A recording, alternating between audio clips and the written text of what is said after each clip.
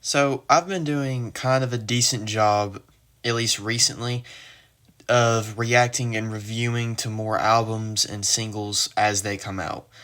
Which I know I've had like little times in a few months of where I've took breaks from doing that, or I just haven't gotten around to doing them. Now that I've recently started to do it again, you've probably been like, where's the Utopia reaction? Every single person under the sun has done one. It's because I think it was better for me to do a video like this, get my full opinion on it, and then lay it out in more of like a talking about it format without necessarily reviewing it, because I'd be a little pressed for time, because I'm not going to lie to you, storage on the old iPad does fill up rather quickly. So, it might have been a little stressful, or I would have had to split it up into multiple parts like I would have had to done for Pink Tape, but instead I decided to do a video more like akin to this. Now, to go ahead and get it over with, because you've already heard this opinion multiple times, Utopia is, as of right now, album of the year. And whenever I look at the slate of potential next albums, I don't really see one that could break it. It's, in my opinion, easily album of the year right now. And now, it does have problems, and I'm going to talk about that. However, there are so many good things. I think every rapper should hide their features at least for a few days, after album release, because it makes the first listen of an album so much better.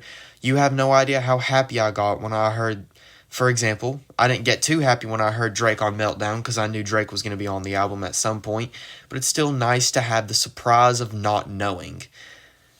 SZA on Telekinesis is an amazing hidden feature that took my soul the first time I heard it.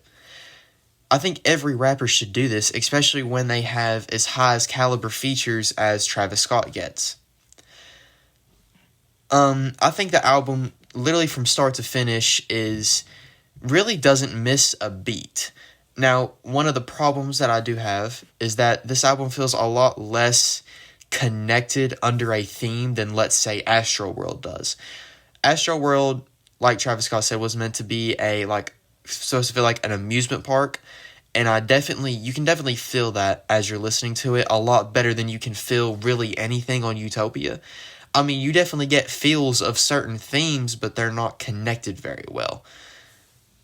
Another problem, and this isn't a problem, at least for me, but I know for some people it could potentially be a problem, is the extremely heavy influence from Kanye West.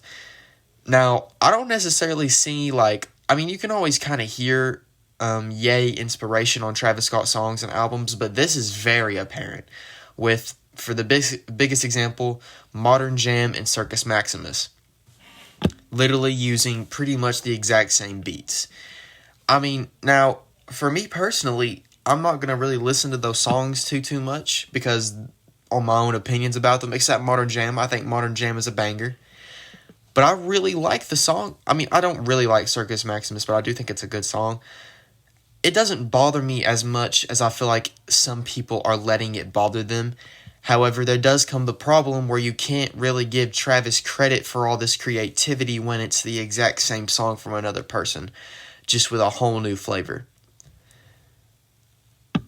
Certain songs, like I said, are kind of going back to typical feature Travis. Now, there's a big difference between album Travis and then feature Travis.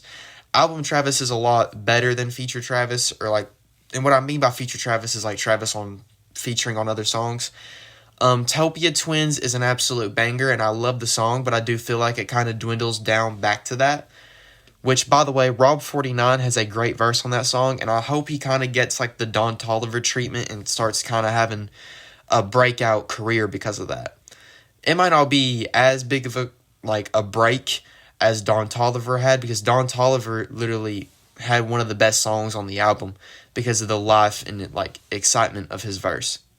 Now, it must be remembered that I do have an extremely biased part in an argument of if the album's good or not, because I'm a very, very big Travis Scott fan. So I kind of went into the album expecting it to be extremely good.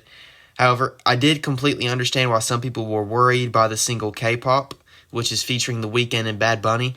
And I almost feel like that song just was only made to be an album single to get tons of streams and views because of who's all featured on it.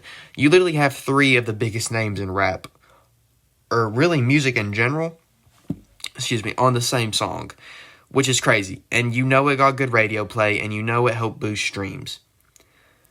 Which, I mean, I'm not blaming them for that, but I do think the song could have been better, and I am glad that the album is very, very, does not sound like K-pop, because if you put it in the album, it does, sound better, and it's a good song to have after Love, which has Kid Cudi on it, but, I mean, it's still just a kind of a random song to have after, in the album, because it doesn't necessarily feel like it's supposed to be there. If I had to split it in half with favorites and least favorites, my favorites would probably be Telekinesis, Lost Forever, Hyena, Utopia Twins, Sirens. And least favorites, I really don't have that many. If I had to make one, it'd probably be Circus Maximus. But, I mean, that's kind of pushing it. I for sure think you should listen to this album and really listen, don't skip in it. Let's say, for example, my mother did that. I heard her earlier, she was skipping through the songs before they even got to, their great parts. And you shouldn't do that whenever you're listening to an album like this. You need to really dwell in it and resonate with it, because that makes it sound even better. I almost wish he didn't unveil the feature list on the album, because for some people, now I get most people have already listened to it. However, newcomers are now not going to have the same first listen. But that's not that big of a deal.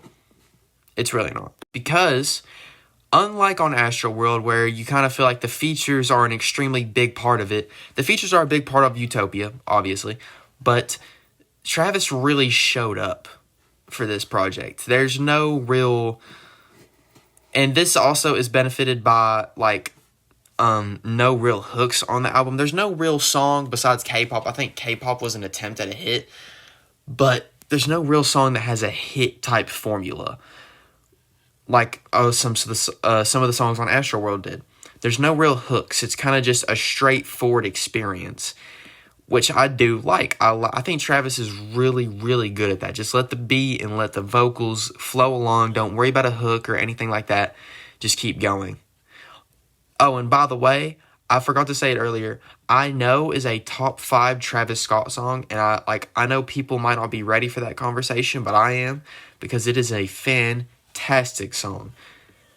I really love that, this song, I Know, and really the rest of the album has rodeo feels to it, but it doesn't sound like rodeo, if that makes sense, which I think was, in my opinion, the best case scenario.